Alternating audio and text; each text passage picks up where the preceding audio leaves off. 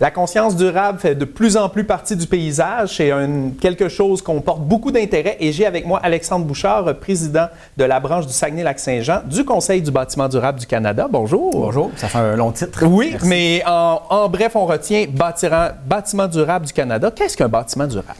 Oh, ça c'est une longue question. Je pense pas que j'ai assez de 5 minutes pour parler d'un bâtiment durable, mais en gros, là, un bâtiment durable, c'est un bâtiment, le développement durable, là, ce qu'on voit, les 3 cercles, économie, société, environnement. C'est les 3 thèmes pour nous qui sont vraiment importants. Puis souvent dans le bâtiment durable, les gens vont penser, bon, efficacité énergétique, économie d'eau, c'est le thème qui revient vraiment souvent, mais on oublie souvent le côté social, humain.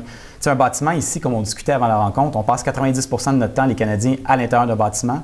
Donc pour nous, c'est important aussi que le bâtiment soit un milieu de vie pour les occupants dans lequel il y a une bonne qualité d'air, il y a une belle qualité de vue, puis un niveau architectural aussi qui fait bien vivre dans le bâtiment. Oui, parce qu'on le sait, les couleurs ont un impact sur la personnalité, sur les émotions, la quantité de lumière qui rentre. Puis quand on dit durable, c'est pas juste durable, la brique s'effritera pas, puis le bâtiment s'effondrera pas, c'est utilisable aussi. Exactement. Il y a utilisable, mais durable dans le temps aussi. Ça, il ne faut pas l'oublier.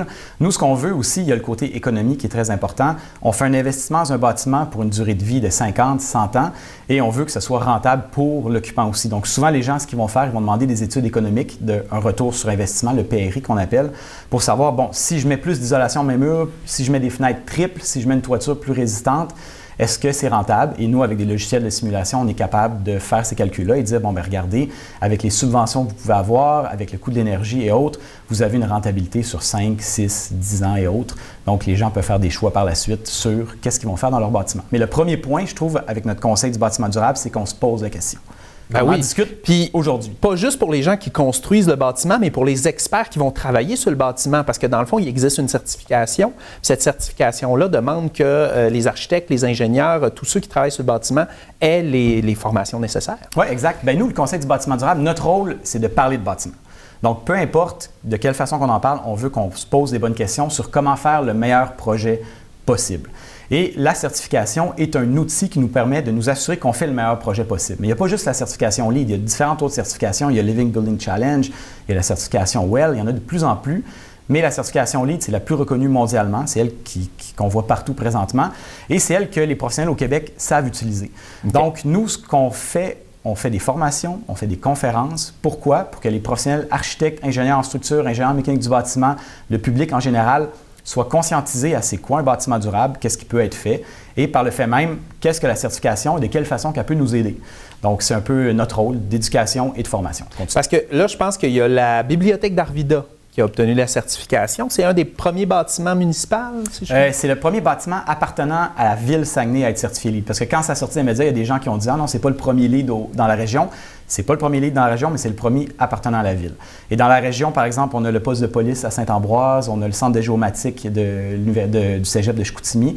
Et présentement, en construction, il y en a beaucoup dans la région. Il y a Bagotville, ici, à côté, qui fait le TGM présentement, un projet d'une 50aine de millions qui va être certifié LEED. Il y a 2 autres projets totalisant 100 millions à la base de Bagotville qui vont être certifiés LEED aussi. Il y a le palais de justice Robertval de la Société québécoise d'infrastructure aussi, même chose, certification qui est demandée. Le Centre Revenu Québec à Arvida aussi, à Jonquière. Et en effet, la bibliothèque, c'est le premier de la ville. Donc, c'était un peu, la semaine dernière, ça a été la grosse annonce qui a été faite et on est très heureux de ça. Et là, je pense que c'est le gouvernement qui va demander à ce que ces projets à lui soient tous LEED. Présentement, il y a la Ville de Montréal qui demande que tout projet de 500 mètres carrés et plus sur l'île de Montréal, leur appartenant, soit certifié LEED argent minimum. Okay. Et avec le PAC, là, maintenant, le gouvernement du Québec a fait une politique pour les bâtiments institutionnels qui soient justement plus durables. Donc, ça passe par la certification, mais ça passe par des objectifs d'efficacité énergétique aussi. Donc, c'est un incontournable. Les professionnels de la région ne peuvent pas passer à côté de certification. Puis là, à ton avis, on n'a pas assez de professionnels en région qui sont bien équipés pour être autonomes en région, là?